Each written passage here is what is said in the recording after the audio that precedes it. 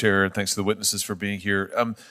Ms. Musk, I want to come back to something that you said to Senator Klobuchar at the beginning of the hearing. You talked about the Big Five being on sort of a downward slope in their acquisitions, and talked about the next generation of dominant platforms. You were thinking about this, and with particular reference to the cloud infrastructure. I'm really curious about that. Could you just give us a sense of who as you look to the future and you think about the next wave here of potential monopolists and the next wave of dominant platforms, who are you thinking about? What are you looking at? What are you seeing? Thank you, Senator. That's a fantastic question and very much dovetails with the work that I referenced earlier. We at AAI are very interested in the digital business ecosystem sort of as a business model or phenomenon. And what we find is they're very unique. And typically, a digital business ecosystem is built around a platform, whether it's search or e-commerce or advertising, you name it. To support those platforms and the users that engage with them, you need a lot of cloud infrastructure. So you need machine learning technologies, cloud computing, artificial intelligence plays a really important role, data analytics.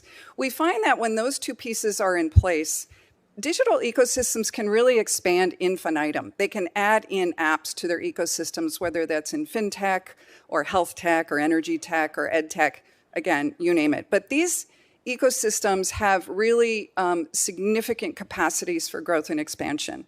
And what we've seen with the top five is they have grown monumentally over the last 25 years. 700 transactions, 200 reportable under the HSR requirements, only one challenged Google ITA by the Department of Justice. We are very worried about the activity that we see from an antitrust standpoint, obviously. New players who are quietly engaging in massive levels of acquisitions. These are folks that really fly under the radar screen, who have that cloud technology and capability. They have their platforms in place, and they really are poised to expand dramatically in the next, I would say, 3 to 5 years. Whereas the Big Five have really slowed down significantly on acquisitions. But we have this new generation coming up of highly acquisitive companies with tremendous cloud capability. And those are the ones I think that are very much worth watching as we move into the future. I'm not saying the Big Five aren't worth watching, they are, but it's this new generation, I think, that we need to be very keen on monitoring. Give us a sense of who is in that category.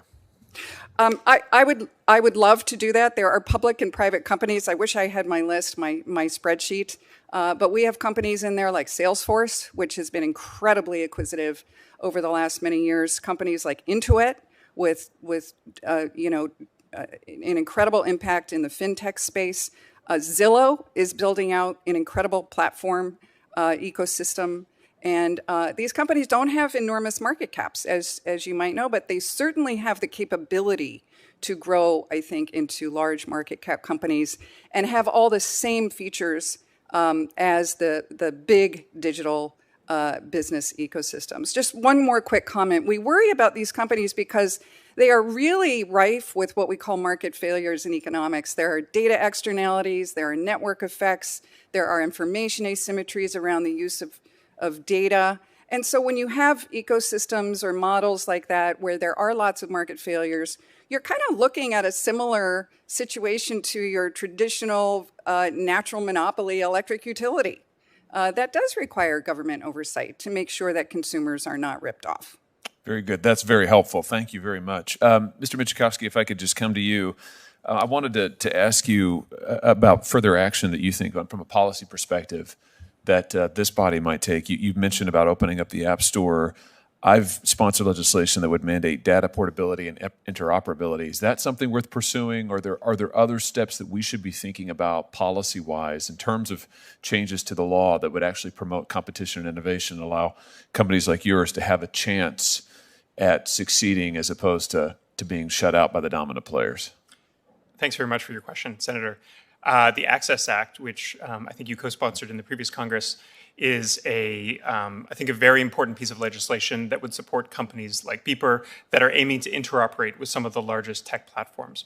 I think one of the things that Access does is it enables users to have the freedom to switch away from certain platforms if they no longer continue to agree with those platforms. Right now, most users are locked in. because their their friends or their current social graph is contained within some of these free apps.